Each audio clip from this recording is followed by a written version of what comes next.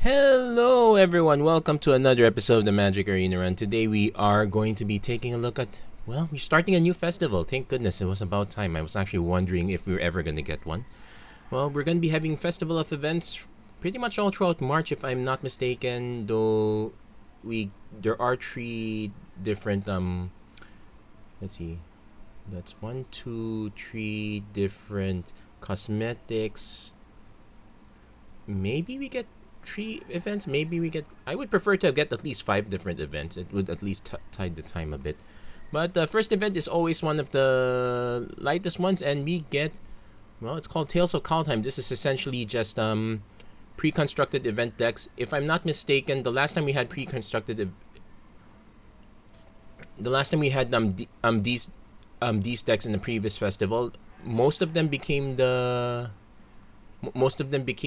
pre-constructed decks of the Net series. So now, not quite exactly here because in between Kaldheim and then it's like Strixhaven and whatnot. And if I'm not mistaken, a lot of the cards here are going to be include stuff from the previous rotation. So this probably would not be the complete list. So we're gonna take a look at all the different decks here. We're gonna do a quick rundown through all of them. Then we're gonna test each deck out. I probably will just get one game each at this point. So red white is a very straightforward one. It's straightforward aggro here, though it's a bit interesting here. So the obvious synergy is Magda Brazen Outlaw with Rimrock Knights. Dwarves they attack, they create treasure. We have Gadrak, which can't attack yet, but as long as creatures keep dying, it makes treasure. And if we have 4 or more artifacts, we get to, and take note, 4 or more artifacts, not necessarily treasure tokens. And we do have quite a bit of equipment between the Tormentor's Helm, the Maul, the Skyclaves, and the Embercleave. Well, just one of each, but it's good enough. We got All-Star Showdown of the Skulls. We got 4 Gold Span Dragons, so that's pretty good. We actually got Kenrit up on top too. And because we get treasures, we can actually activate all 5 modes. We actually even have a Shimmer Drift Veil if we need to do an emergency color. So this one actually looks very interesting. It's not your typical red-white aggro. And it looks like they moved them around, so this is going to be annoying. Okay, so let's go white-blue next. Let's take a quick look. So this one, 4 off Raven's Warning, it's about getting cards off your sideboard. They only give us a 7-card sideboard this time. They're not giving us a full 15. But it looks like a little bit of everything. So it's a bit of a greatest hits. Seems to be solidly about Harmonious Archon here. So it's definitely a Flyers deck. Well, Clarion Spirit creates Flyers, so that counts. But the top end is essentially Harmonious Archon because a lot of our Flyers are small. So bumping them up to 3/3s is very good. Well, the Starnheim Unleash is the one exception there. But yeah, we do get Gust of Wind as a way to make it cheaper and draw cards. So this is actually not bad. So that looks interesting. Okay, Demon's Rise. Let's take a look at this one. This one is black-red with no Kroxa. So let's see what the strategy here is. I'm seeing Skyclave Shade, which comes back again and again. We get creatures that we want to sack to village rights. We got Magmatic Channeler, so benefits from getting cards discarded. Basically, it's a bit of a reanimation deck. That's why there's Cauldron's Gift. And Cauldron's Vicious Return. So this is an uncommon saga, but it gets creatures back from the graveyard, so that's actually not bad. And we have quite a few top-end creatures here, so we don't mind discarding them early on, just to get them to come back. Then we got the Foretellings deck, so this is probably blue-red Foretell. 4 Cosmos Charger. They even give us a Karuga the Macro Sage as a... Well, we don't really mind this one because Foretell, Adventure, Foretell, Adventure, Foretell, has a cheap back end. My question is, how often are we going to activate the Stormwing entity? I get that you want to do it, but let's see. This will cost 2 if we cast an instant or sorcery. So Raven form is the cheapest one, so it's like turn 3 Raven form into Stormwing entity. Otherwise, okay, Demon Bolt into Stormwing entity is also possible, but otherwise everything's more expensive. The Cosmos Charger makes it cheaper to foretell. But that's about it. Volcanic Salvo. Oh wow, this again. It's interesting, but I've never been a real fan of this. The awesome sauce is really in the Shark Typhoon. Though Karuga is actually not bad. And there's the Essica deck. So no companions here. The companion's Giganta. Get the Giganta down to cast Essica. That's pretty solid.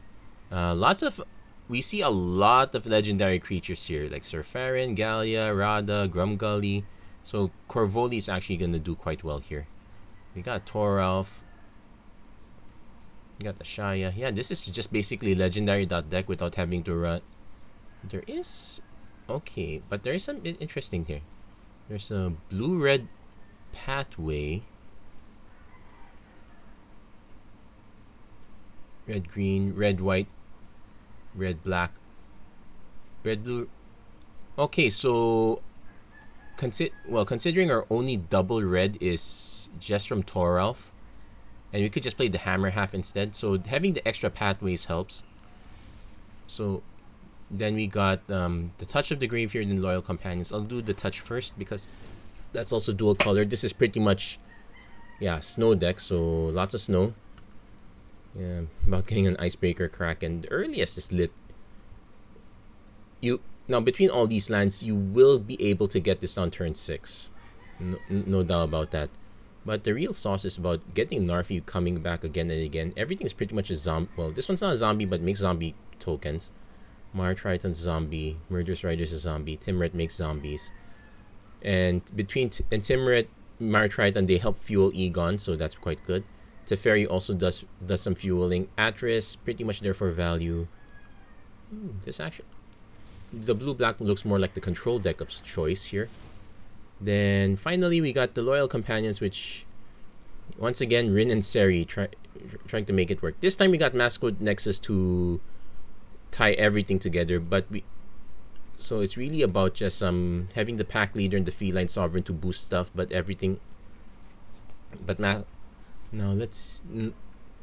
otherwise everything's interesting. Squad commander will always come if you have 3 other creatures, and this one with the Masquerade Nexus you will get 4 tokens. We do have Masked Vandal as an alternate Masquerade Nexus, so this is an interesting version of this. I'm not gonna say that I'm enthused with that. We'll start with a call for aid first.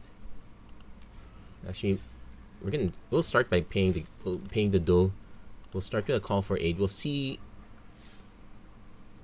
and you can change decks whenever you like. So this is pretty much just a sampler deck here. So you get to sample as much of the good stuff as you want.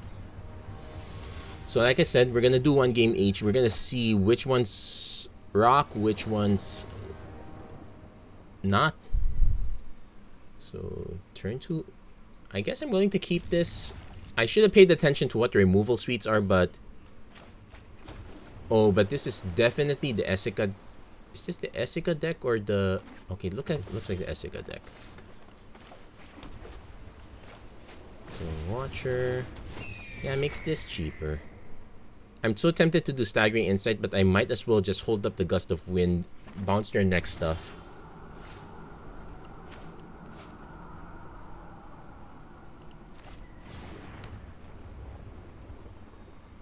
I'm also tempted to just play the Fae of Wishes just to... Let's swing first. Yeah, I'm holding back the Staggering Insight because oh, this is sorcery, so this doesn't even protect our stuff. Opponent plays Essica.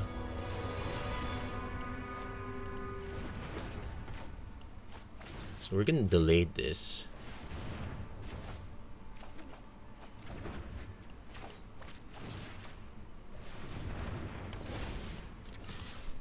Now if we draw 1 more land, that's nice. We get the Archon off. If not, I can just do Spirit into Raptor just to get us a 1/1. Opponent's probably gonna just remove this. Can't exactly remove it. Oh, that doesn't really help them either. Now I have multiple choices here. You can play the Clarion Spirit. Hold on, this flying enters the battlefield, so this enters the battlefield. pumps it, makes a 1/1, pumps it.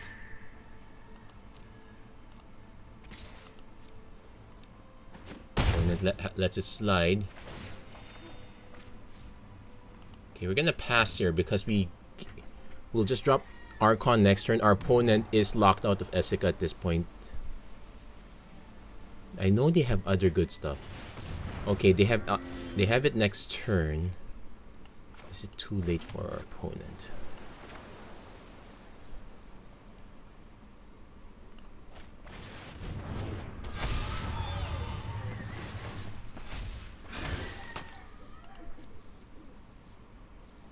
Yeah, that's kind of too late. Our opponent can't. Well, they can block one of these, but that's it. We just pretty much swing for the win. Our opponent drops the bridge, but it's too late. So you really want to drop the bridge early, or at least have control of the board before you have to drop the bridge. If you're not able to maintain control, that's horrible. Well, to think our first reward's Essica. So that one's very solid. So we're gonna go with Demon's Rise next. We're gonna see how well that one does. That said, we almost whiffed on that one. Forgot that Gust of Wind is a sorcery, not an instant. Think of it this way: 2 mana that draws you a card. Normally that thing would be 4 mana. Well, it is 4 mana anyway, but you know what I mean. So Temple of Malice into. We want to drop the Magmatic Channeler early. I also want to. Yeah, I'll keep this one. So basically, we're hoping the Magmatic Channeler stays alive long enough. Another Temple. I do want to hit at least 4 mana, so I guess I'll keep that up. I can just drop Pathway turn 2, Magmatic Channeler. Then I need to Okay, I think our opponent... Okay, I forgot what this one is. This might be the... I'll do the double black in case I do... This might be the Rin and Seri deck, though... Oh, this could also be the blue-black deck. Blue-red deck, sorry. Yes. Oh no, it's red-white. Okay.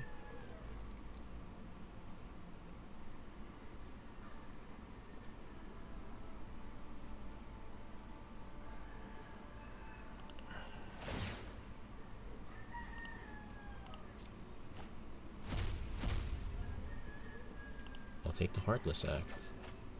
So Temple Mallet. Yeah, we'll keep that on top. So that was a good use of that was a good Magmatic Channeler for us. It did not hit us into a land, but that was actually fine because our next land would have ETB tapped anyway. And we stole them. So there's a Seize the Spoils. So that's 1 treasure token, so not pressure.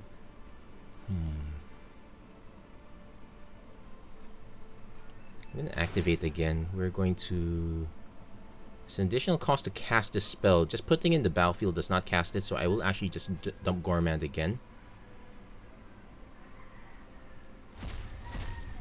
So we hit a land in the Pilaka Predation. We're actually going to go for the Predation this time. We could actually play it as a land if we needed to, but I'm actually going to play this as a land. So we're going to see what opponent can do. An Elspeth Conquers Death. Showdown probably... Showdown's probably too slow if it gets to that point. Elspeth is a good response against us. I want to just ding Kenrit, but they can just use Elspeth to get back. We'll just take the Elspeth out.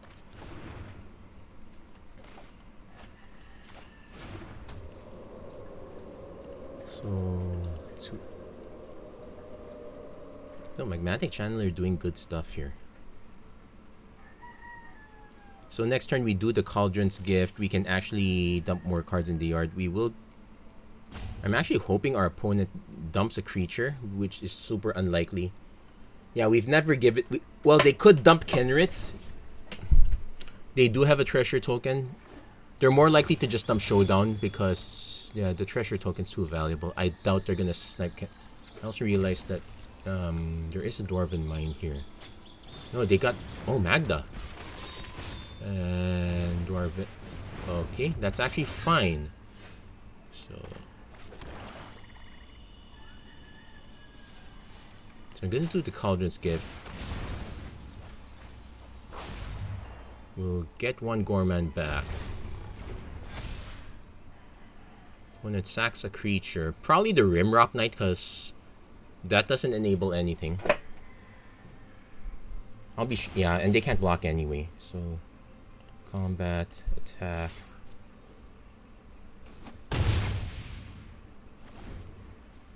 Yeah, that was a fast Gormand.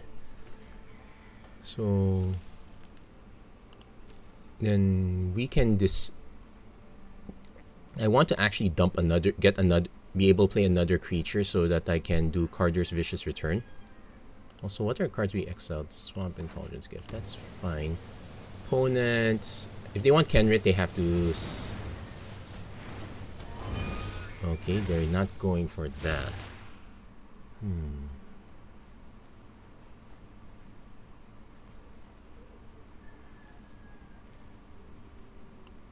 Let's activate this first. Discard the mountain. Ooh, I want to play this, but... You sacrifice a creature. No, I'll play the Skyclave Shade.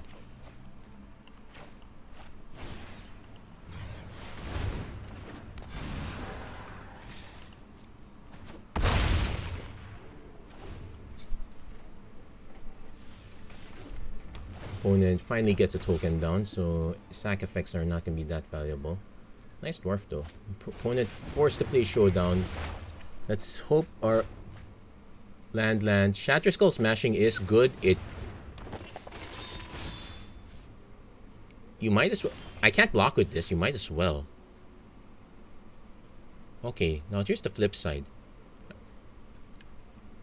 I can swing first, force some blocks. The Demon of Loading is going to take a while to get down.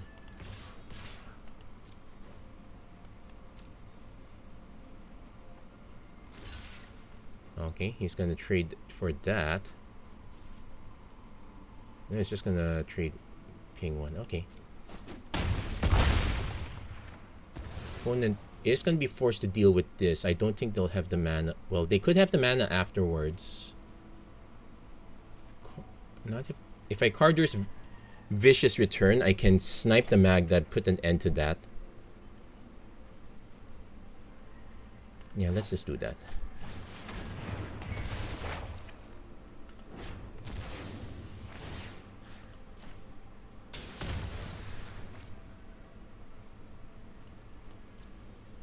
Basically, I am trying to reduce the amount of... I'm trying to reduce the amount of mana that our opponent can get to activate Shatterskull Smashing.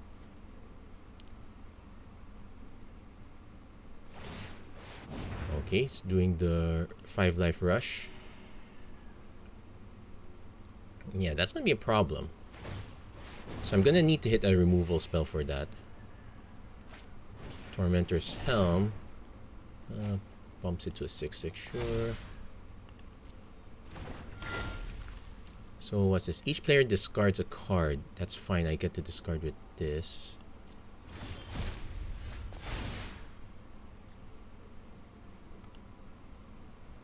Hold on. 1, 2, 3, 4, 5, 6. Yeah, next turn I get it back.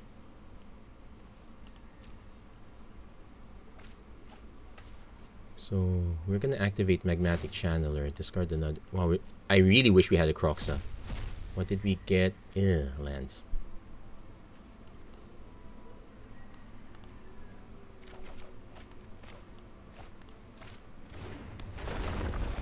Oh, we do get to cast this back. So 1, 2, 3, 4, 5.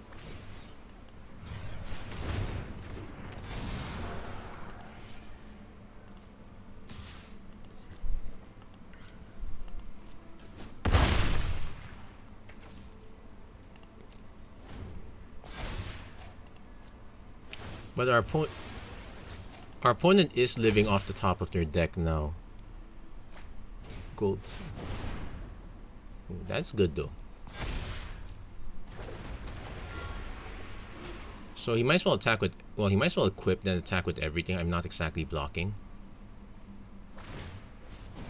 So let's do a sanity check. I get this back. It's flying trample. That's...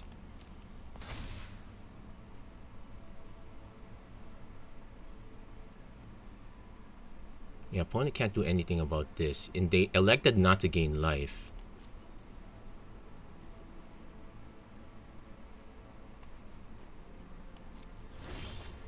Oh, we got another Gorman too. So we do Demon of Loading. Yeah, he sees the sequence. Flying demons for the win. So, oh yeah, I did have fun. Opponent, I'm trying to think if our opponent could. Not really. Yeah, the token had haste too. No, the creature I get back has haste. Yeah, that's actually quite brutal. I wanna re-examine that again.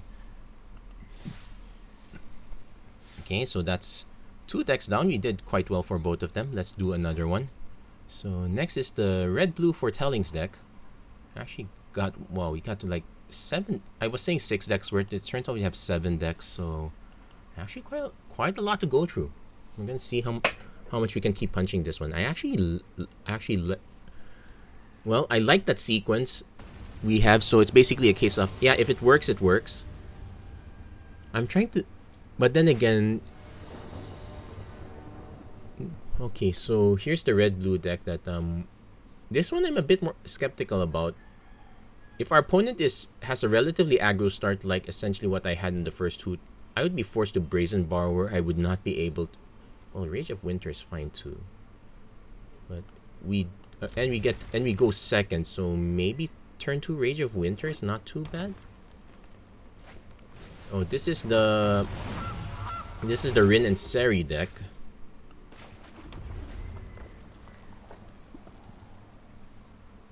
So I don't like the idea of bouncing anything back, but we can freeze something.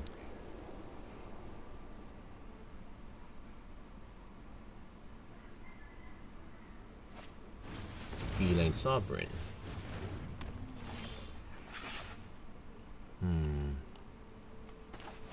Now what's this? Whenever 1 or more cats you control deals combat damage to the player, destroy up to 1 target artifact or enchantment. So that's bad for these Scorn effigies. I can snipe the Gilded Goose to make sure they don't start making mana again, because that seems to be their catch-up mechanism. I could also just delay them by forcing them to cast the Feline Sovereign again with their next drop. Yeah, we'll do that. So I was kind of deciding if I wanted to foretell or if I wanted to cast Queen of Ice or not. And the Sanctuaries put a +1/+1 counter. It's 2 mana to activate, so we're gonna bounce the kitty. Especially since they've already elected to play the doggo.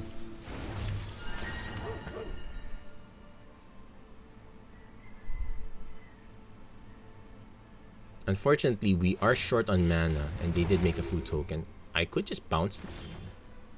Yeah, we're kind of short on mana at this point. We need double blue for Brazen Borrower. I can snipe the Gilded Goose. It just gets protected by Selfless Savior, but that is fine. I might also just foretell Cosmos Charger.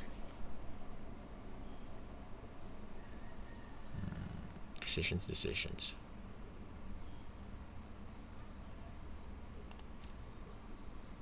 Yeah, I'm not liking this one's a much more mana. This one's much more mana hungry. I guess what I could have done was just Queen of Ice the Goose. If that makes sense. Okay, we'll take.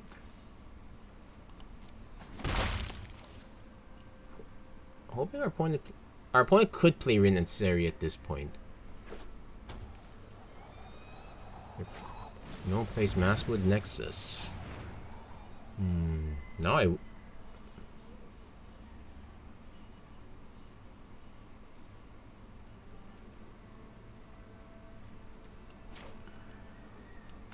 so what I should do is, should I Brazen Borrower, get some stuff down already, or should I try to force our opponent to sack the dog? Let's just do it later. Also, the problem is that this thing has an activate ability, so our opponent can spit out cat dogs all the time. Yeah, and we're getting stuck on mana. This is not good. Tap target creature.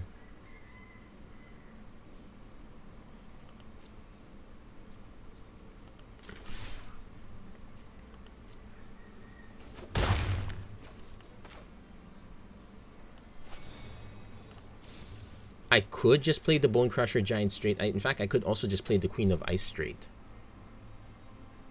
Hold on, this is whenever one or more cats you control deals combat damage.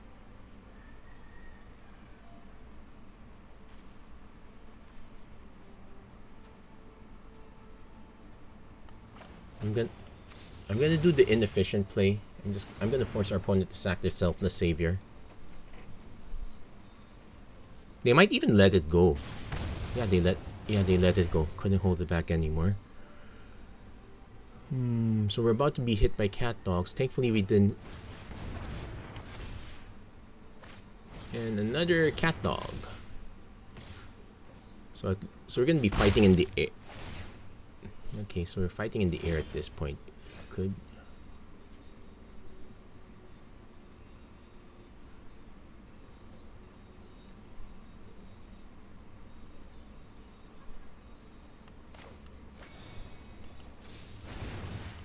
Just gonna delay our opponent a bit. That's all I can do. But we're gonna be beaten down really hard until you can actually do something. I guess I could just play the. If our opponent has any more, yeah, pack leader. That's what I'm afraid of. We're gonna get beaten down really hard. And the Masked Vandal. Oh wow. Yeah, we got stuck on 3 mana for so long. That kind of ruined us. Now we can, and we're gonna get stuck even more. Yeah, the most I can do is just say. Oh wait, prevent all combat damage that will be dealt. So it even nerfs the Queen of Ice.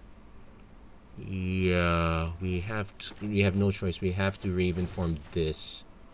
That effect is just too good. I probably should have attacked first though. Yeah, I'm gonna say good game. We got stuck on 3 mana for too long. That kind of ruined our day.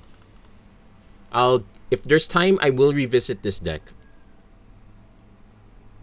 But it is mana heavy. If you're gonna play this deck, we had 3 lands, so that was a good one. But a lot of the choices I am not too happy with. I like the adventure choices. I probably would prefer the merchant over the Ice Queen though, because if like you're stuck on mana, that's a good emergency escape valve. So we're gonna do the Heroes of Myth deck next. Being able to cycle through your deck, discard cards, draw cards, that Merchant of the Veil, that would really help us. And I think that's an instant also. I'm sure we get to tap down, but buying time is not the same as getting card advantage. So, okay, turn 2 Gallia, which is interesting. Turn 3 Arasta. We won't get to Arasta anytime soon. I don't have an Esika yet, so I am incentivized to play one land as red. It's a question of which one.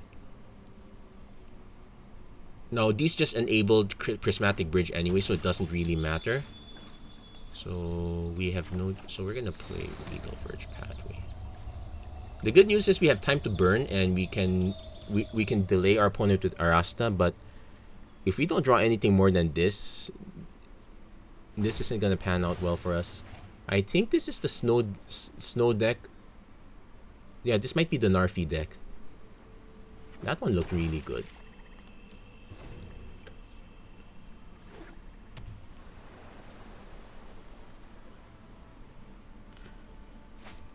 Mar Triton.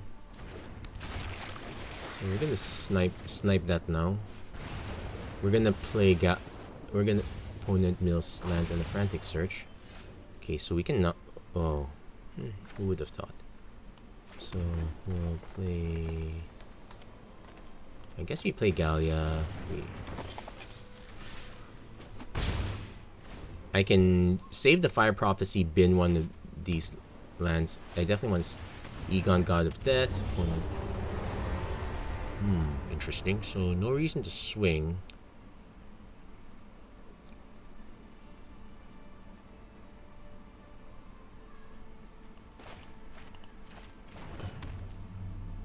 There is an argument for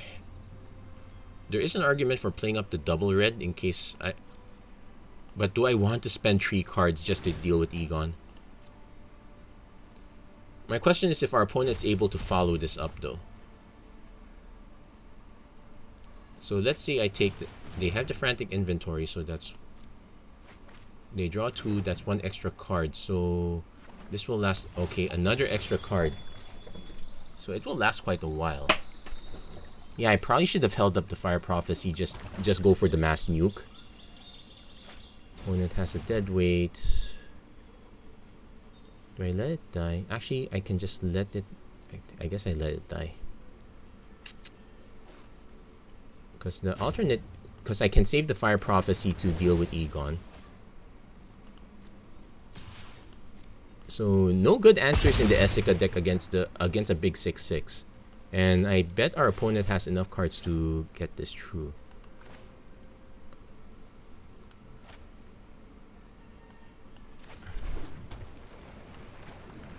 The only good news is by playing, say, an we can kind of bite. We are going to take another 6 damage. There's no hiding that. And there's a good chance our opponent probably has a Heartless Act. No, Timuret. Okay, that.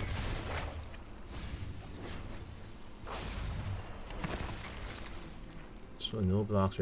Yeah, we're really taking that hit.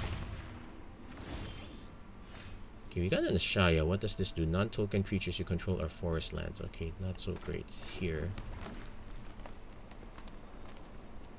I can play Gallia.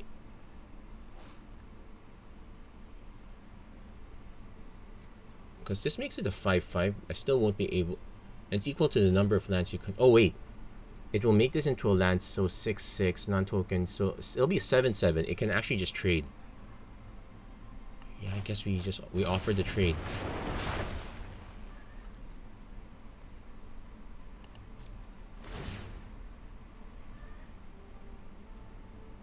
Our only saving grace is that this does not have trample, so. Okay, opponent. Well, those are good mills. Yeah, we're just gonna trade.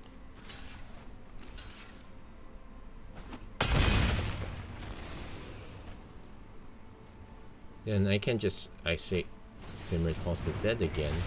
I was gonna say I was gonna snipe the tokens, but I guess I can snipe 2 out of 3. There's a Surf Farron. I guess we play Surf. Let's have an additional creature on the board. Because when you attack with 3 or more creatures, so that'd be next turn.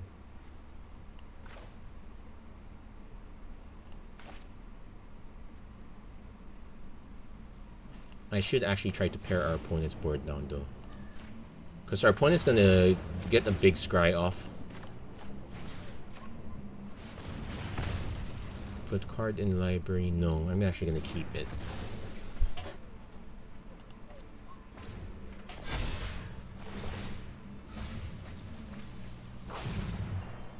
We're kind of lucky our opponent's been binning the Wither Crowns. Okay, gets it. So yeah, it's just scry 2, gain 2, not too much. Another oh wow, they're just Timuretting their graveyard all away. They're just waiting to hit the Narfi, let's be honest. Okay, we got Rada. Land off the top. Nope, Kogla. Oh wow.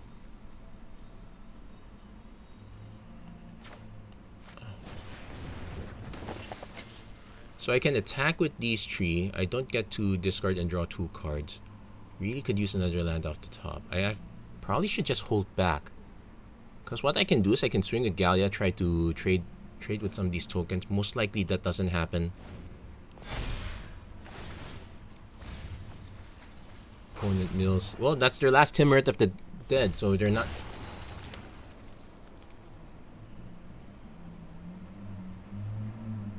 So coming from way behind.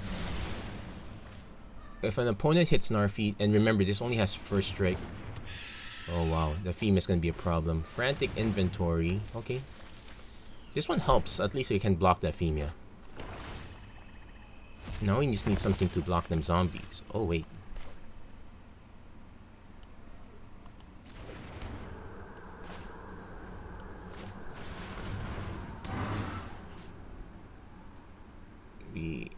We sniped the Ephemia so that our opponent doesn't keep getting too many. We don't have any humans, so we're not exactly bouncing anything. I can swing with Radha and Sir Farron. They chump block with tree. I guess what I could have done was to attack first, then cast the Kogla afterwards. That's probably what I should have done. So next turn we get the land, so we have something to discard with Gallia. We're just waiting for our opponent to kind of say drop the Narfi. And if they do that, we would be... Yep, they drop the Narfi. So let's go with the obvious blocks. 1, 2... Now let's go with the non-obvious blocks. That keeps it alive. This one, I can't let this one die. So I'll take 3.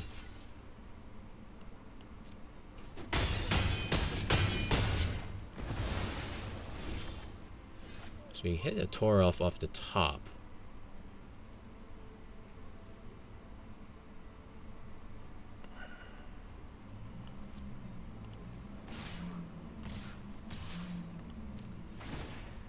Yeah, discard a card at random.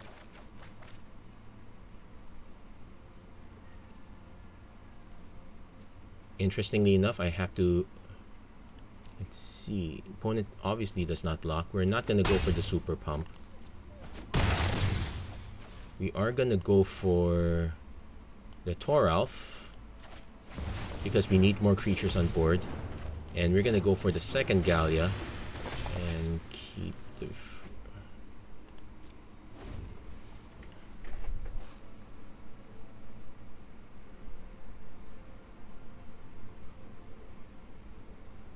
That said, our position's still quite precarious. We can block 3 out of Murderous Rider. Okay, we can still block 3 out of our 4. Though the difference is that we don't get to snipe as much. Wither Crown 0-4. Okay, so if that is the case, we just absorb. Yeah, that was a very good sequence for our opponent. Yeah, we're not gonna win this one. Toski off the top. Yeah, we're not gonna win if we hold back, so I might as well just go for a big swing.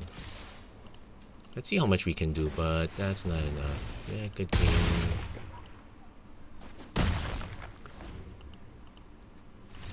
So didn't do quite well with this one. Yeah, that it's really much Essica or bust, and it's fine in Commander, because you can structure your deck to have a lot more solid creatures. In fact, we're missing quite a lot of solid creatures here.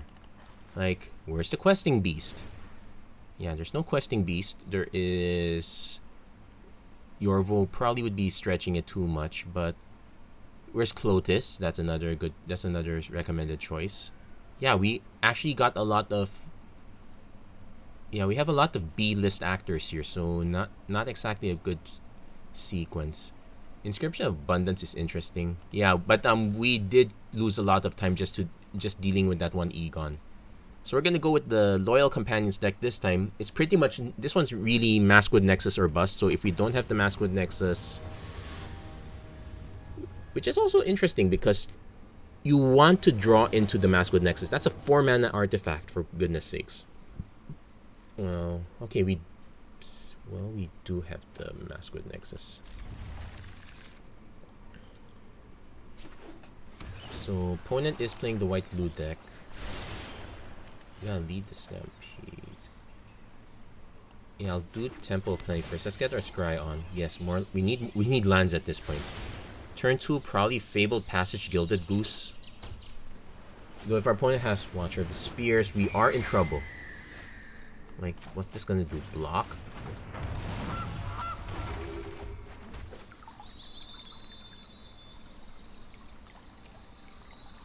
We can get a turn 3 Rin and Seri. If we cast a cat spell, we can, and this deals damage. Oh, we do have an interesting sequence, but let's say our opponent plays some Staggering Insight. We have to go for the Feline Salvo. No, Gust of Wind bounces the token.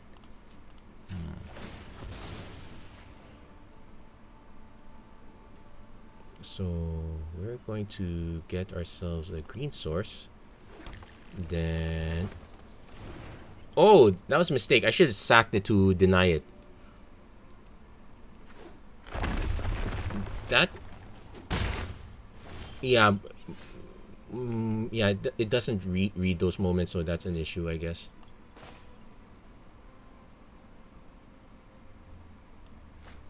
So we have enough green sources. Yeah, I should have played that first.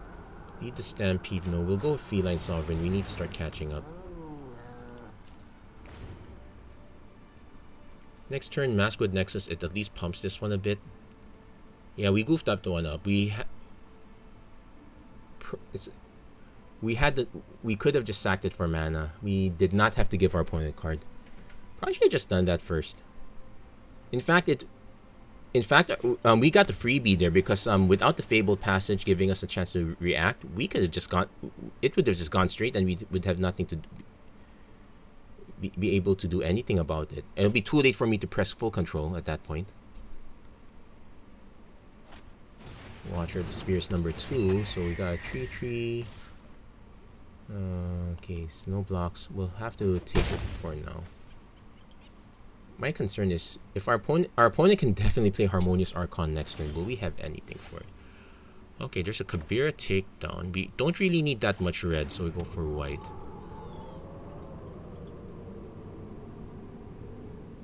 I really want to play Rin and Seri so bad. So, same with the Maskwood Nexus, but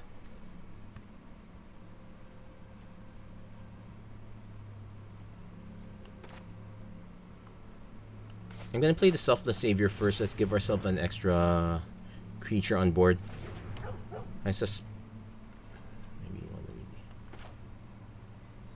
is instant speed, but I have to do this now. I'm trying to remember if our opponent has ways to protect their Watcher this way. Opt. Okay, that doesn't protect it. Basically, the plan is, well, if our opponent has the 5th land, this doesn't matter. But on the off chance they don't, I might as well.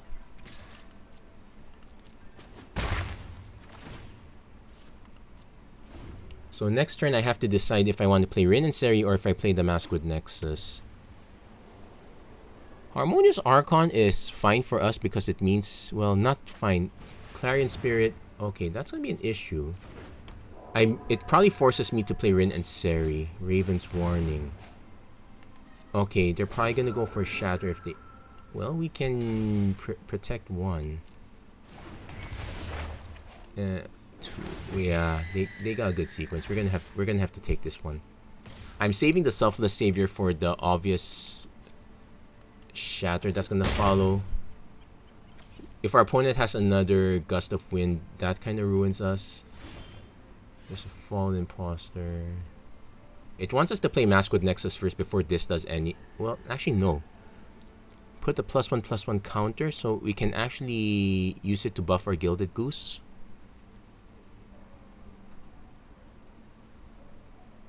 Also, if I play Rin and Seri, no, this would still be a 2/3. Okay, first I attack with Feline Salvo. Actually, it would have been a good argument to attack with all 3 of them. It'll just wipe the board, because I need. But for now, I'm content with just, let's see.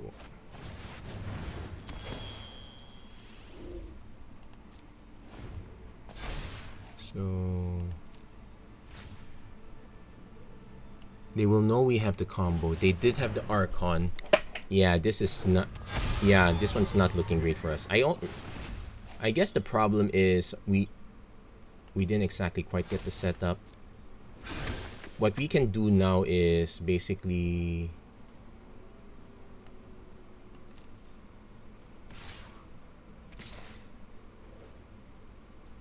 pass the blocks, block the Raven, go to damage, sack Selfless Savior. They will draw a card and they will see our hand. If I play Maskwood Nexus, I won't be able to act. Well, am I able to? No, it's equal to number of dogs you control. Yeah, it's leaning too heavily on the Maskwood Nexus. And I'm about to take all this damage in the air. Let's see, 3, 6, block.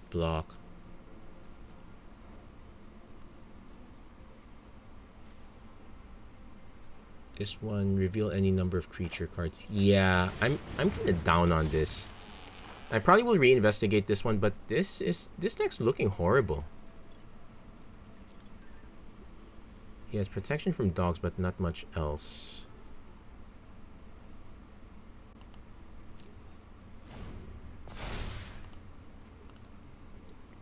Yeah, I'm gonna concede this one. We got really swamped there. And to think that we just got swamped by the gust of wind. We didn't have to let our opponent draw that card, but just losing that mana, it broke our tempo quite a lot. So yeah, it's not looking great for Essica. It's not looking great for the. Yeah, those are the two decks I'm not really looking up to right now. That Golden Horde does look interesting from what our opponent played the last time. Then there's the Touch of the Grave. That one looks kind of interesting also. Yeah, actually the Touch of the Grave, that one looked really good. Just keep zombie, then just slam the Narfi when you need it. That one is very solid. Now I get that the Rin and Seri deck, it's a case of that it works wonders if it works together. What happens if it doesn't? So probably the worst possible starting hand. But not too much.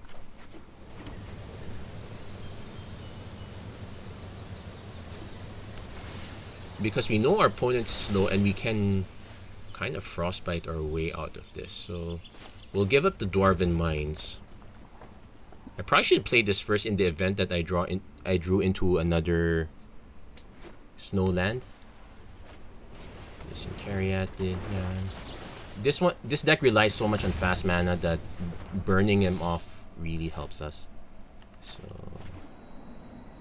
okay, I guess we can say white. We don't need. We do not. Yeah, because this comes into play tapped anyway, so no quick showdown. I do get a frostbite option, and this is becomes tap, create the treasure token. Kind of wish there's a Feline Sovereign.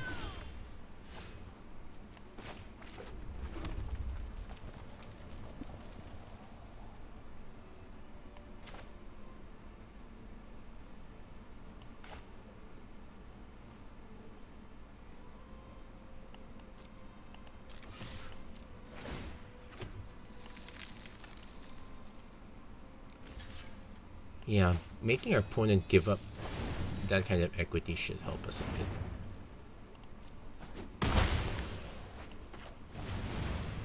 And we're free to Goldspan Dragon next turn. We're free to either Goldspan Dragon or Showdown Frostbite. Yeah, we go Goldspan. Or, let's see, another Magda.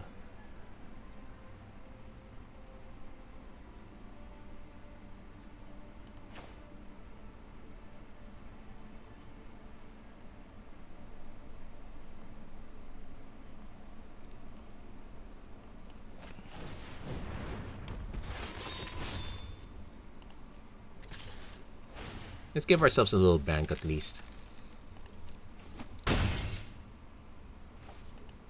If our opponent wants to just activate this now to snipe one of our creatures, that's fine. It spends all their mana and we can kind of safely drop the Goldspan Dragon afterwards.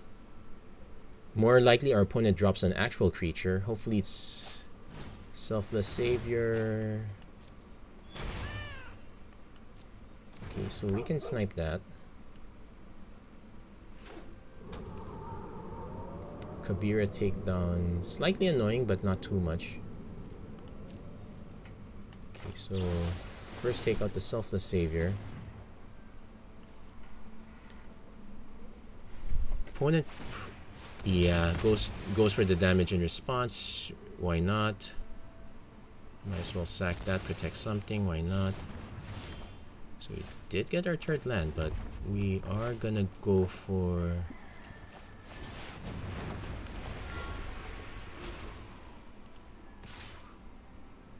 I'm gonna swing with the Rimrock Knight just to trade with the cat.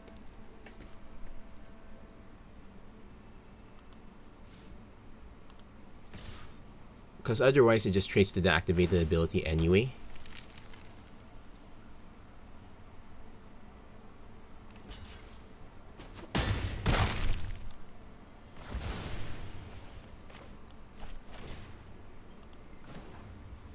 Yeah, make sure you activate it correctly.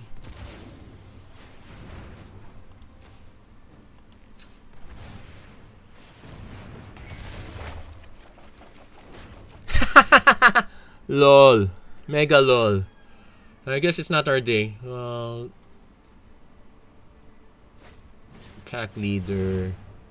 Yeah. Thankfully our opponent... Okay, another doggy, another kitty.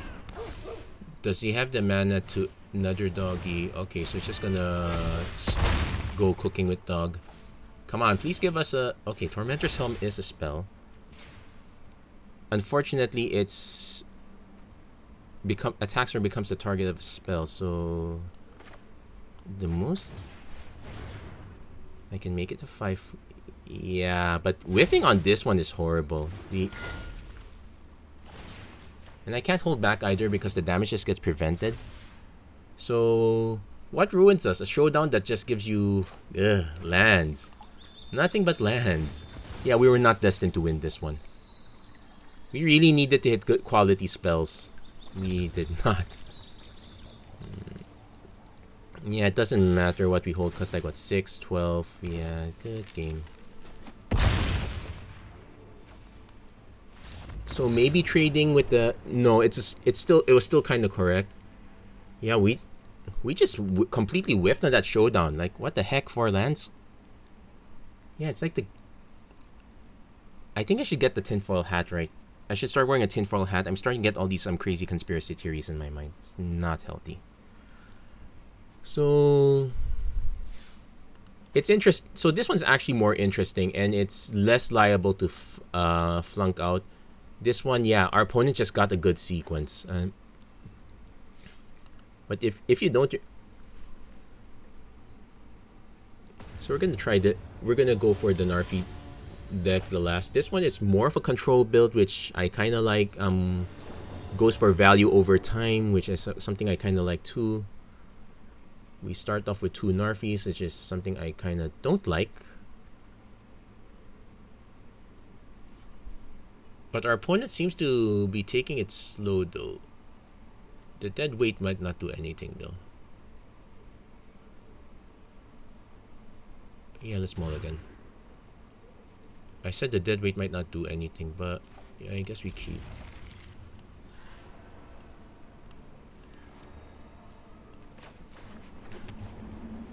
So I might actually just go for the Throne of Death side. Yeah, with 2 Narfies, we're gonna go Throne of Death here. So the plan here is that we're gonna use Ephemia to... We're hoping that the Throne of Death can fuel our stuff. We're gonna go for the Ephemia. Our opponent can choose to, let's say, bounce this with Brazen Borrower. That would be... That's the worst thing they could do, but it's still kind of acceptable. Okay, that's a land we needed. Well, at least we got another land instead.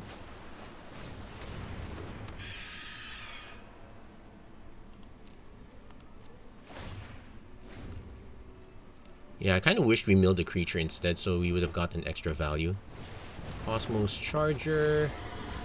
Okay, there's a creature. And we actually are getting our land, so that's actually good news for us.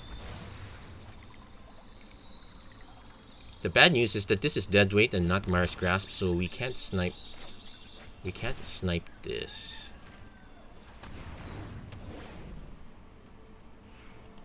I am still gonna offer the trade though, because the Cosmos Charger is probably more valuable.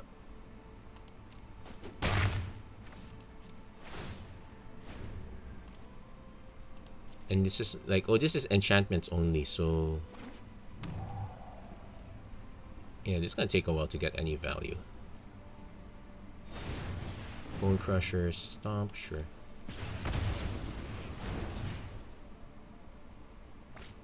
Stormwing Entity, yeah, that was predicted.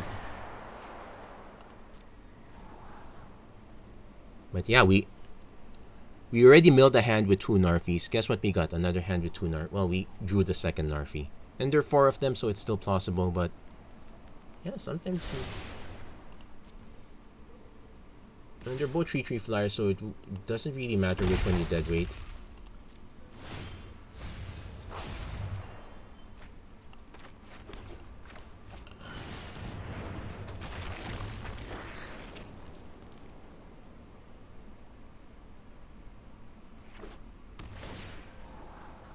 So the plan is just to keep swinging with Narfi, get the value that way. Force trades on the ground because we're not exactly trading well up top. Like if our opponent plays a Bone Crusher Giant and I can convince our opponent to trade, that's good.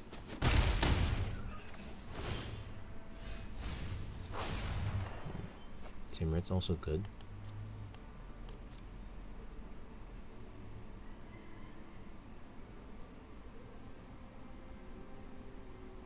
Opponent can cast something, so well, they can actually foretell anytime at their turn, so that's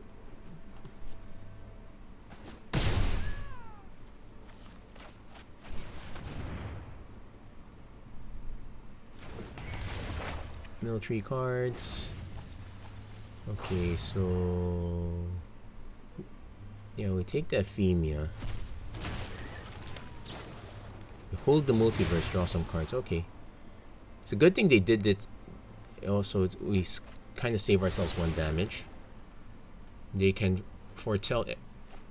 Foretell is cheaper, but it's not the same as Dream Devour where they can foretell anything. Scorn Effigy. Okay.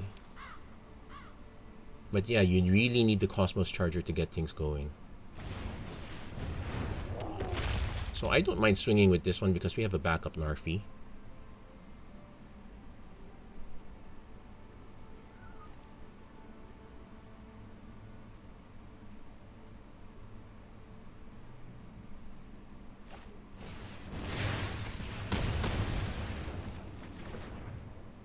How did it get?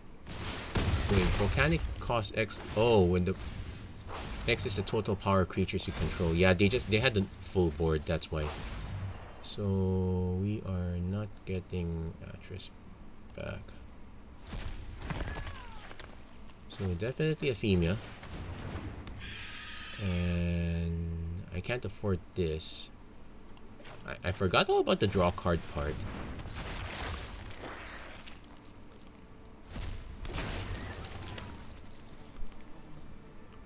Yeah, so it turns out the salvo is actually quite good. So we may need to start actually drawing cards at this point. And what's this? Exile a creature card, so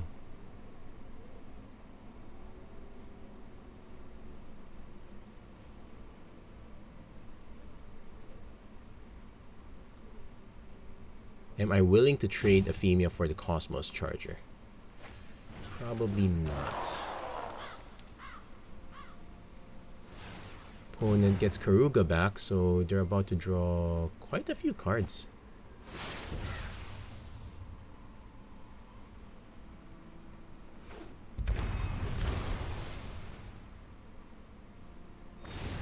Bone Crusher and Ephemia. Wow. Well, they did draw quite a lot of cards, so it is clearing their setup. We still had no answer to their flying board, though. Okay, March Triton, March Triton.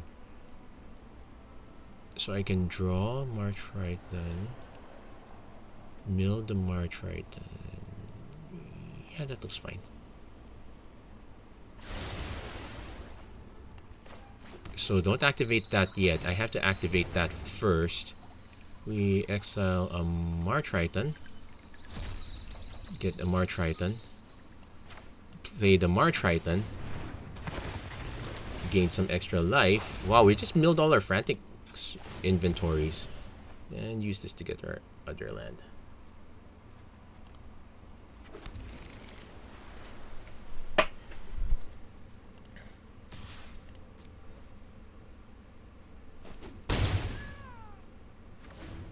So he did gain quite a bit of life back, but I don't think that's good enough.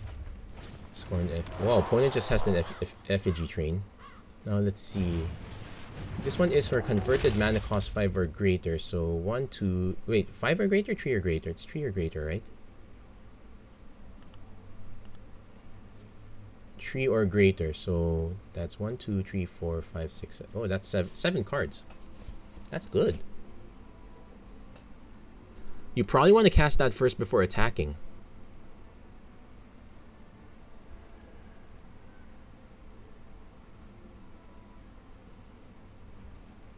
Yeah, it's 7 cards, man. Nobody says no to 7 cards.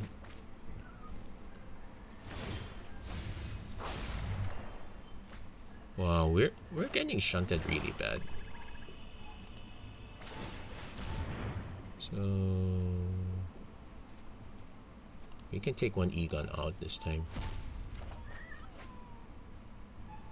We can activate this to give ourselves a 5/4, but I think this is looking like game at this point. The only way we catch up is if we make even more zombies. Probably should have played this land actually. There was no reason to hold it back. In fact, our opponent could have just been swinging this one up this whole time. There was no reason for them to hold back. But yeah, we've been kind of unfortunate with our mills. Like, what's that? Oh, that's only 2 copies of frantic inventory. Not too bad.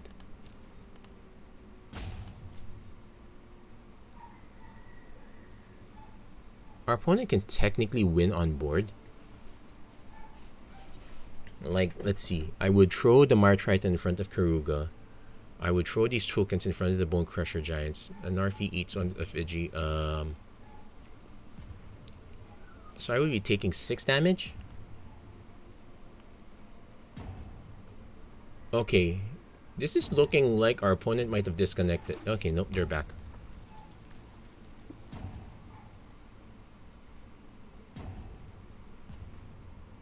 You definitely sniped the... Well, tapping the Narfi helps. You probably would have preferred to tap the March Triton though. Stormwing Entity, okay, more value. Value is good. Like, what I could do, like in a pinch, I could just play this Narfi.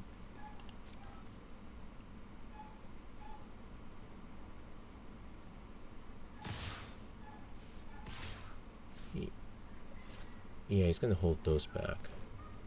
So let's see, block. Yeah, no need.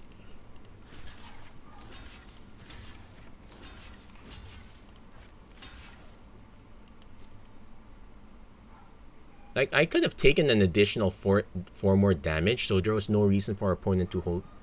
Well, they could just have a spell that ruins it all, but I don't see.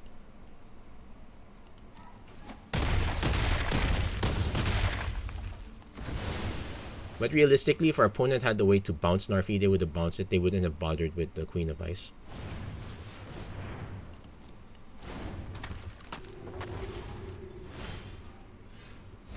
Euphemia.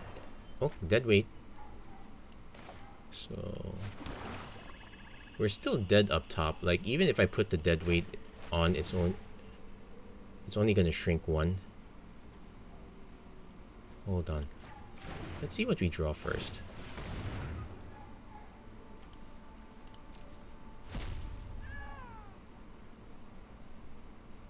So I'm liking Throne of Dead. I'm just not liking what we got set up with. Yeah, the dead weight probably should be Mars Grasp in this deck. There are so many X trees. Okay, so 1, 2.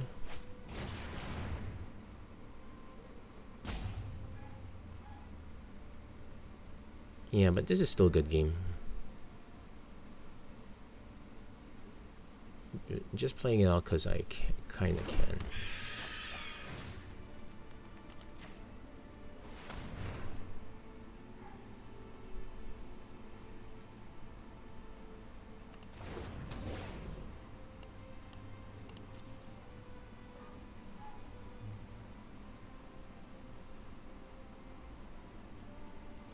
If our opponent has a way to... Well, it has to be kill. Yeah, that's good thing. Killing the female does it. So, all in all, those are... So, we only won with 2 out of the 7 decks, which is very sad. So, I'm going to try the blue-red deck again. That one we really stumbled on mana. That's pretty much it. I guess an argument could be made that we should have an argument could have been made that we should have, how do you say this? We should have foretold the Cosmos Charger immediately. That would have given us something to play. Or the other thing we could have done was just slam the creatures on the ground, skip the adventure half. Like, I know the value is great there, but if you're not getting anything, you might as well just slam the creatures. So let's see if we can improve on that.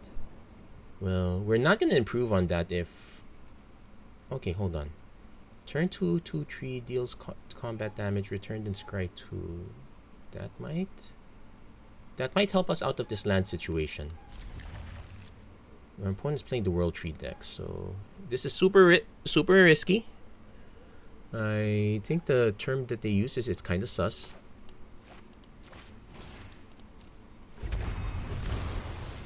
Worst case scenario, I can just foretell this.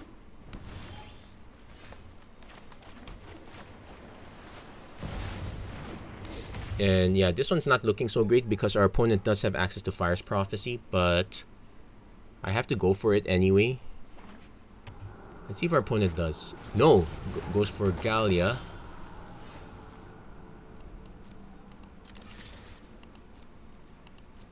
So we're gonna go for the Scry 2. Okay, we got the island. I don't want the Demon Bolt. So we will foretell Raven form. Because that gets us our quick 1-2 into Stormwing Entity. We do need to, and it gives us a free Scry 2. And it also helps our opponent seems to be stuck. Here. Hold on a second. I'll be right back. Shamia. Shamia.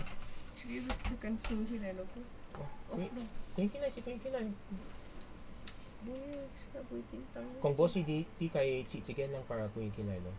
Oh, chichita. Oh. Okay. Thank you. Okay, so let's do the Raven form.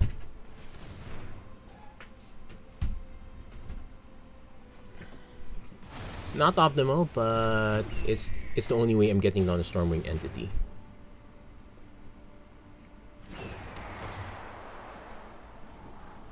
And we need the Temple of Epiphany. Do we benefit off another land? Well, it gives us a big Alrund.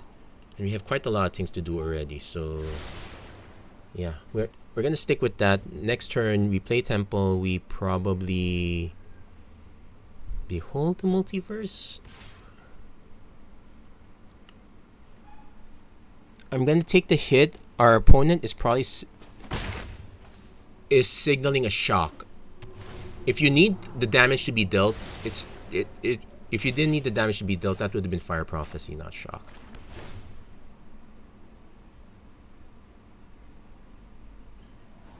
So we'll keep that up top.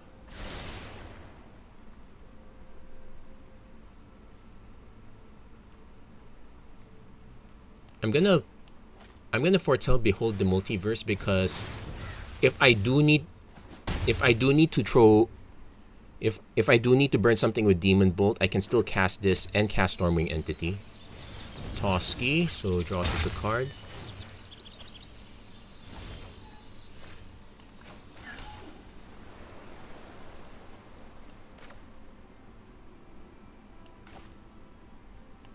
No need to quite run that out yet. So what we're gonna do is we're gonna snipe this.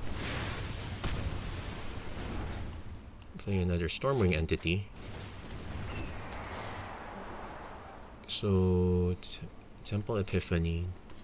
Scorned Effigy is actually quite good here. It gives us something to block the ground with.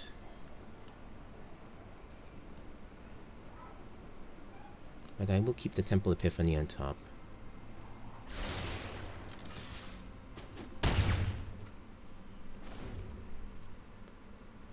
So next turn it's... Because if I could play Alrund, it's cards in hand plus cards foretold. Okay, here comes the shock, and I can't do anything about that one. But I have to force our opponent to use it, what do you call this, inefficiently.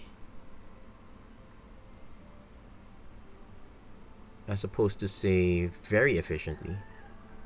Although, I would call it Inscription of Abundance.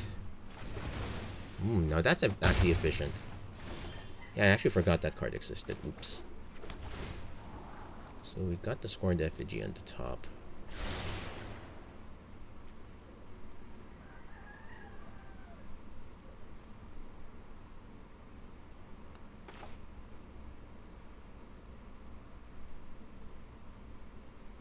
Because this, I will get a 4/4 this way. My concern is if our opponent has another inscription. So I'm actually going to just play the Bone Crusher for now.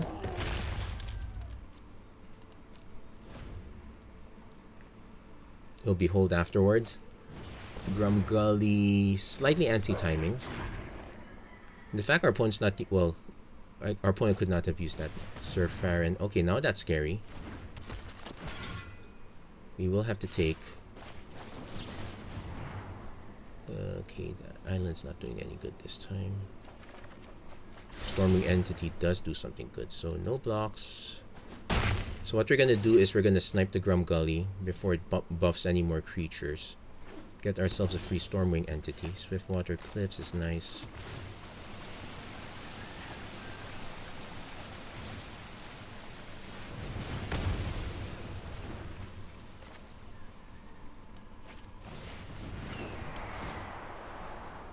Queen of Ice is helpful this time.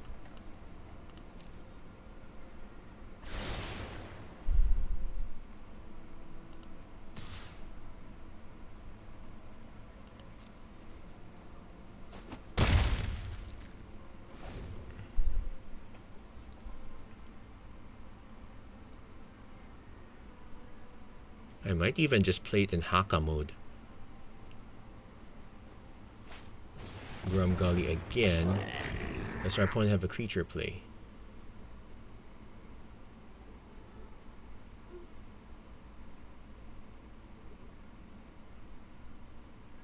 No, just that. Well, there's a buff.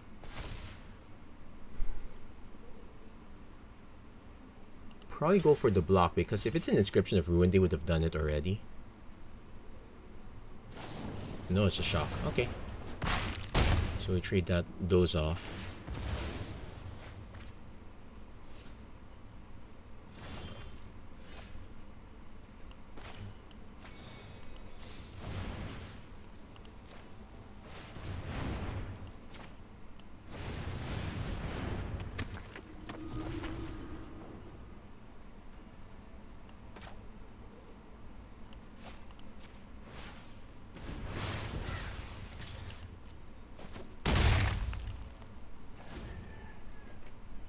Our opponent still gets the benefit of buffing creatures. Also probably hurts us if our opponent hits a Kogla at this point. Yep, on cue. But does not go for the Queen of Ice. Well, this only works on combat damage, so I probably should actually just take. And the reason for that is if our opponent does block block with this one, it stalls it out.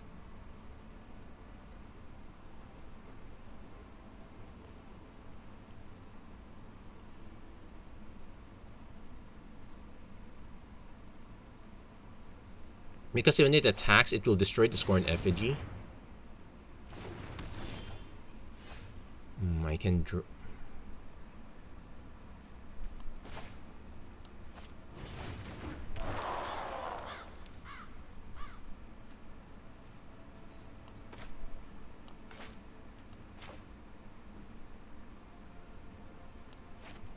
Yes, I'm trying to draw 2 cards, see if I can hit anything. Nope, not hitting anything, but at least we got to scry those 2 down. 4. This is not enough. This does not have trample, so I can cycle to make a token. Okay, that doesn't sound promising, but it's better than nothing.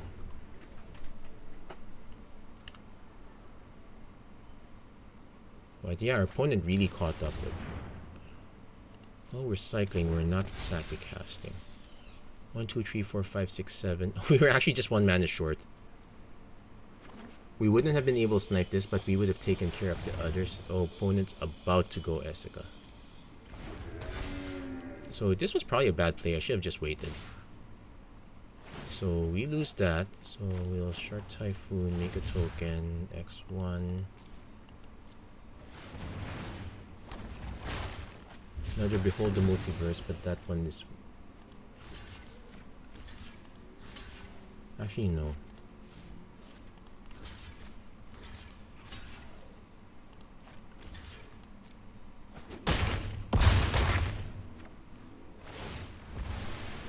So now that costs 10 again.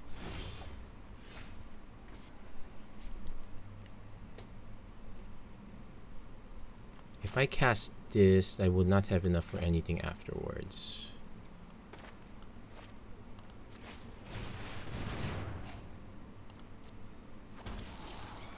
There's a Demon Bolt and a land.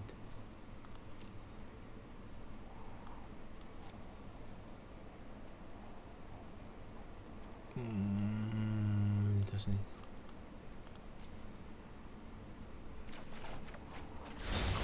Cosmos Charger way too late. Yeah, you want the Cosmos Charger early. You don't want it this late. So this is pretty much good game at this point. I'm just gonna concede.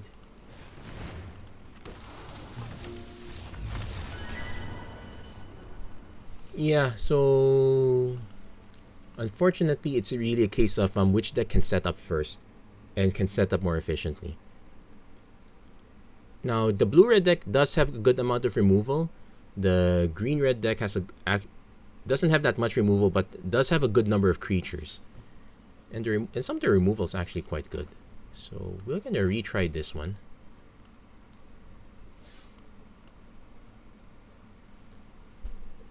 Then the Narfi deck, it did not look like it had that much removal. In fact, the removal is subpar because they chose dead weight instead. Like, take a look. Keep stock. The blue-red deck, a lot of X trees. The green-red deck, a lot of X trees. The companions deck, some are X2, some are X trees. The red-white deck, okay, those are X. A lot of them are X1s. Okay, so this one's interesting. Like, I guess we just cast 1 Essica normally, but because I'm forced to use this as red mana. Do I make a hammer?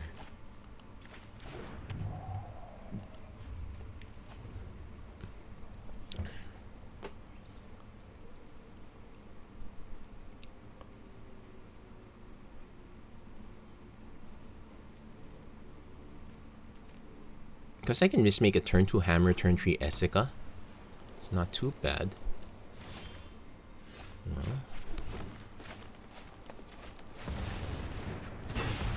Yeah, hammer time, I guess. Opponent's playing the white-blue deck. And concedes immediately. And I don't get it. That one is... I'm happy that I got that win, but... Man, that was awfully fast. We're gonna do one... I guess we're gonna have some time to do one more match, I guess. So we'll try out. So we're gonna try between Golden Horde. We got close with this one. That was a really bad whiff. And Touch of the Grave. Let's take a look. What's removal? It's literally Dead Weight and Wither Crown. So Murderous Rider is our only actual removal. We have a single ice. This one has Frostbite as removal. Search for Glory. A Shatter Skull Smashing, some removal. Elspeth Conquer. Yeah, I guess if I'll try the Golden Horde one more time. When you pin your hopes on a Showdown of the Skulls, and it gives you land, Fabled Passage, which is also a land. Sometimes that's what happens. And oh yeah, I actually didn't realize that. Okay, so if you want to get and Seize the Spoils is expensive too. Yeah, I'm not liking the Dwarven. Well, the Dwarven Mines is a way to get dwarves. If you want the dwarves, just put 7 dwarves in. There's nothing wrong with that. We'll run the Alpine Meadow first, then we'll probably play this one untapped. Get Magda ASAP. See if we can get some early treasures going. See if we can see some spoils go early. Now, I get the idea you want to have dwarves, but there are plenty of other choices. Now, this is the essence. So, if we can get another mountain, I can save the Dwarven Mine for a lot later. Opponent going red-green and nothing else. That one's interesting. Now, this deck has removal though, so I have to forcefully trigger it. There's no way around it. They definitely have shocks. They definitely have fire prophecies. I have to force them to use it now. Next question is, do I go Shatter Skull into Seize the Spoils? This comes into play tapped anyway. If I draw another mountain, I guess that will save me from that decision. I don't know, I drew an Ember Cleave.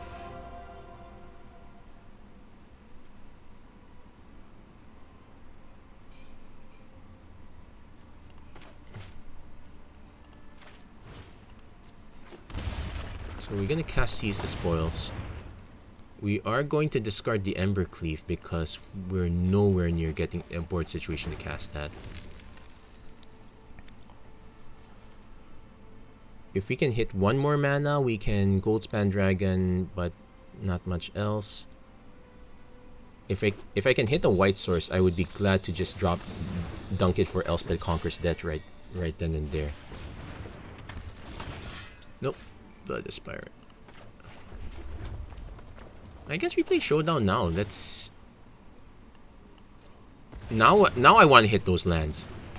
Now you want to hit only 2 lands at least. And we hit 1.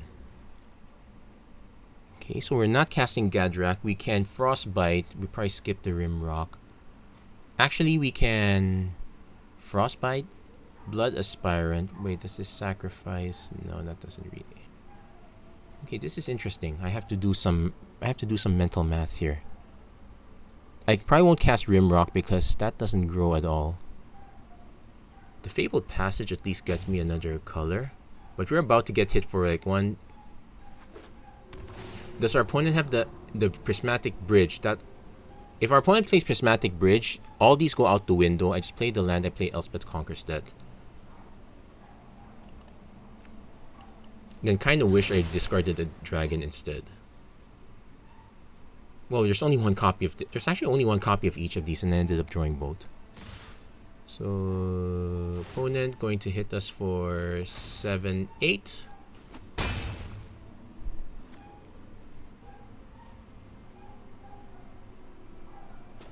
Now, the Frostbite will at least snipe Rada, which is good news. Wait, actually not quite, because our opponent can save it.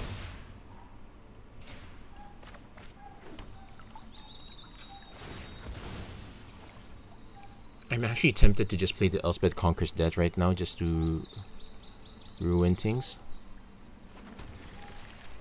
So here's the thing. Gadrak can't attack, but can still block.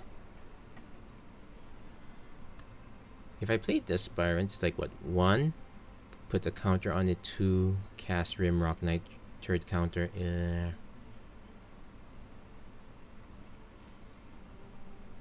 Well, I guess it buys us some time.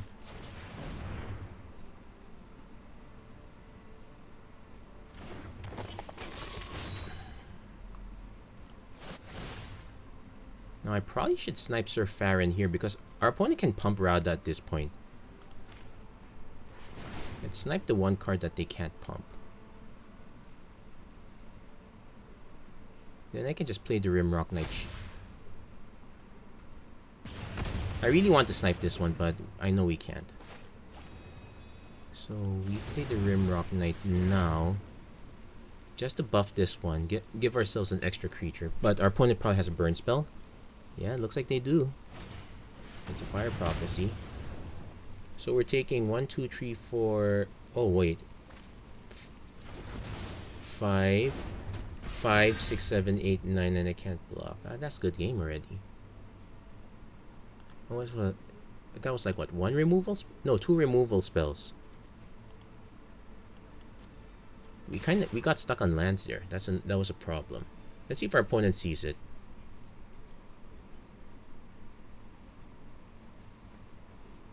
Yeah, they saw it. Good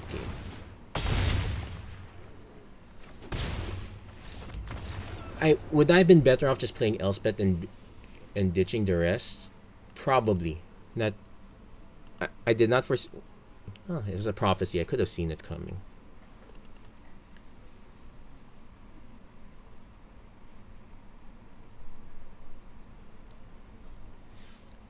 So let's finally give this one a good old college try.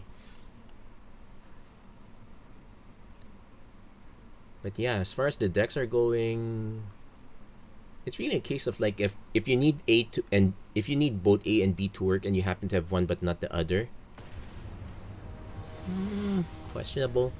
In fact, I would say that all of the decks that we presented here are arguably questionable, even the first 2 that we got. Now, this one is looking a lot better. Between the Martriton and the Atris, I can even take my time playing this one.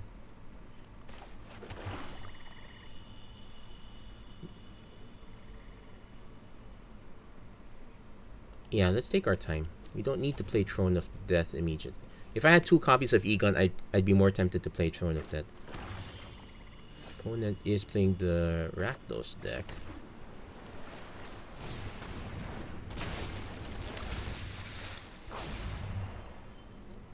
Next turn, I am... Let's see, I can't cast this.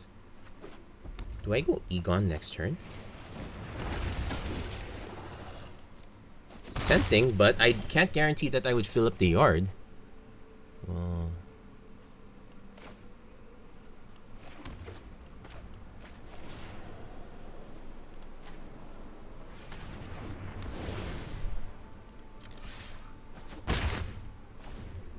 So next turn we get our 4 mana. I probably play Atris first.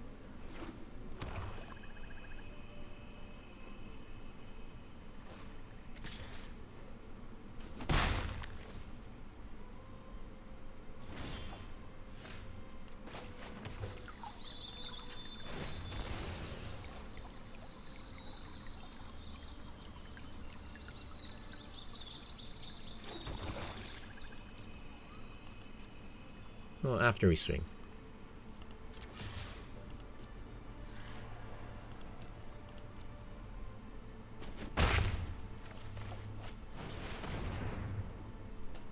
Let's see if we can get into our value cards. Now, the nice thing is that some of them end up in the graveyard, which is fine.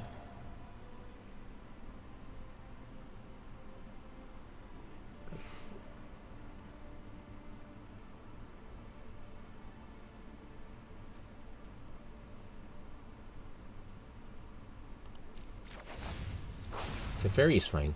I don't mind losing to Teferi. Like, I wouldn't have been able to cast it until several turns later. So next turn is actually Swamp, Egon, Frantic Inventory. Opponent hasn't played anything yet though. That's actually concerning. In fact, we can actually do Island. Egon Frantic Inventory. Or Island Frantic Inventory Hold Up Murderous Rider.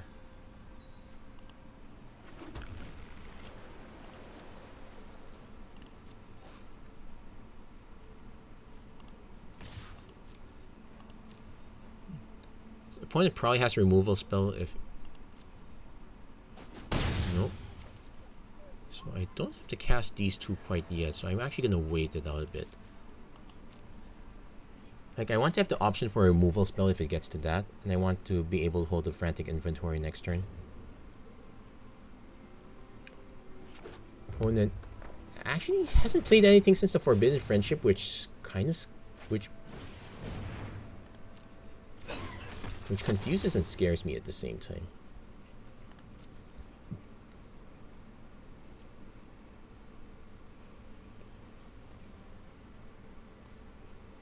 So we're Frantic Inventory first. If our opponent goes Village Rites on the Magmatic Channeler, I'm actually fine with that. One, it saves us two damage. The other thing is that it puts more cards in the yard, so we have a we'll have a larger Egon to feed off. Yeah, there's the Village Rites. I figured they'd have that. But more importantly, to not let the Channeler, you know, channel.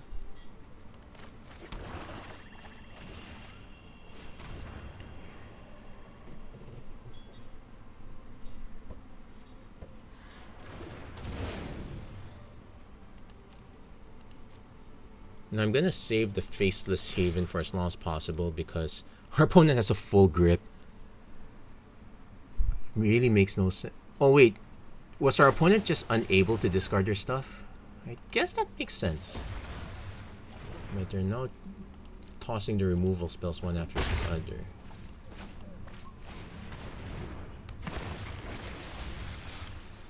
No, okay, let's do a check. How many creatures we have? 1, 2, 3 creatures.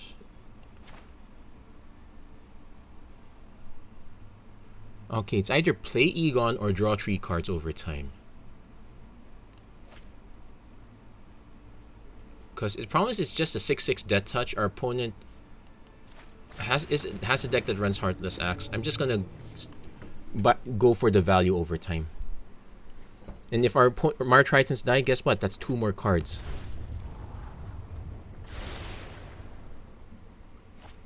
Forbidden Friendship.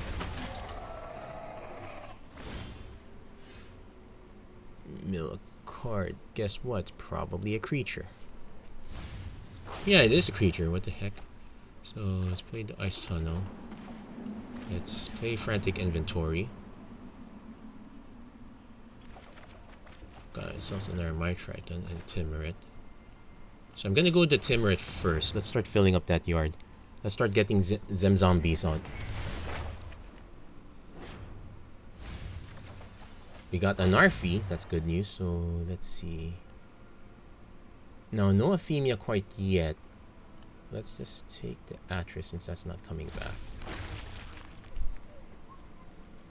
So no attacks. I'm pretty sure our opponent plays a Gorman next turn, so we end up sacrificing a... we sacrifice a zombie. No, we sacrifice one of the Mar Tritons. That should at least dissuade the other token from attacking. Ardor's Vicious Return. Okay, let's see. Opponent only has the Magmatic Channeler in the yard. Now, if our opponent swings with this, I actually will trade now because our... No, they're not going to trade.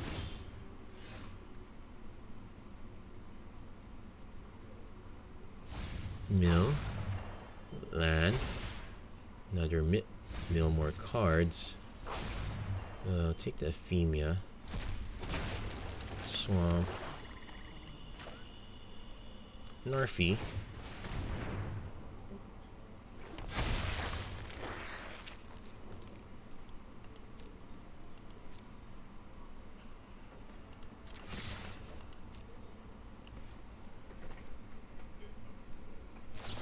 Opponent has Scorching Dragonfire. Oh wow, hold on.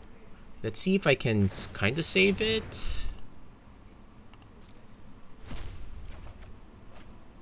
Nope, doesn't save it. So opponent... But will our opponent make the trade? No, it does not actually trade. So we actually play the third Mar Triton. Each player discards a card, so perfect for us. Yeah, I forgot they had Scorching Dragonfire. And this one's perfect for us. We get to play... They discard the Gorman, so they're hoping to get it back under... Oh, they have a Gorman already. That's okay. So each opponent sacrifices a creature. We sacrifice this. We actually put our opponent in a position where they are forced to block. Oh, I can even activate the Faceless Haven to end it here. It's all on board already. Our opponent can see it. Yeah, there you go. So that's what happens. So that was the black-red deck. If it doesn't get set up properly, like they're missing the discard, they were missing the discard cards. Like they had the Forbidden Friendships to get the tokens, but they were missing the outlets. Like if they kept that Magmatic Channeler, it would have been really game over for us. It's a good thing we were able to nuke that. And yeah, there we go. So we managed to get some wins along the way. And so the decks, I would say, they're not the best, but they do highlight what each of the new what most of the new stuff can do. Pretty much everyone's kind of known the Foretell deck for a while, but the Narfi Recursions looks really nice. The white blue into Harmonious Archon, that one felt like if the stars aligned, so I wouldn't really recommend it that much. Same with the black red, though. Getting the recursion there's a lot better, and if we had actual Croxas in there, that might have changed a lot of things. Still not a fan of the Esika deck, not a fan of the Cat and Dog deck. The white red deck, it technically works. It just not with the cards that they have there. It works with a bunch of other cards though, so we know that one's kind of established. Anyway, that's it for this episode of Magic Arena Run. If you like what you saw, please don't forget to like, share, and subscribe, turn on notifications and whatnot. Yeah, do check out for new content. We will be doing the rest of the challenger decks. I'm gonna actually speed things up a little bit there because some people are actually saying that it's informing them of their purchasing decisions. So I guess I have to hurry up. Anyway, thank you very much for watching. I hope to see you guys again next time. Take care. God bless. Stay safe wherever you are. Have a great week, everyone.